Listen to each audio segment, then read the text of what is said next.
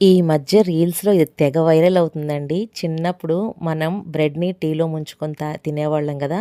ఇప్పుడు బ్రెడ్ పైన టీ వేసి తాగుతున్నారు. అదే ట్రెండింగ్ అయిపోయింది. ఫస్ట్ అయితే దీనికోసం మామూలుగా ఇంట్లో టీ ఎలా కాచుకుంటామో అలాగే కాచుకోవాలి. కొంచెం స్ట్రాంగ్‌గా ఉంటే బావుంటుంది. ఎందుకంటే కలర్ మంచిగా ఉంటుందనమాట.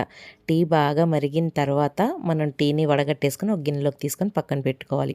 ఒక బ్రెడ్ స్లైస్ తీసుకొని దాని మీద మస్కా రాసుకోవాలి.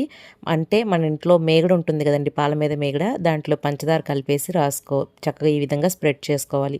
ఇంట్లో క్రీమ్ చీజ్ ఉంటే అది గూడా రాసుకోవచ్చు. దాని మీద ఇంకొక బ్రెడ్ స్లైస్ పెట్టేసి పైనుంచి చాయ్ పోసేయాలనమాట.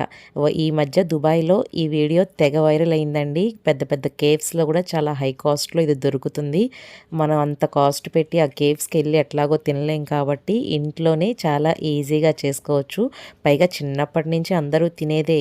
ఇదివరకు టీలో బ్రెడ్ ముంచేవాళ్ళు. ఇప్పుడు బ్రెడ్ పైన టీ వేస్తున్నారు అంతే. నచ్చితే లైక్ చేయండి.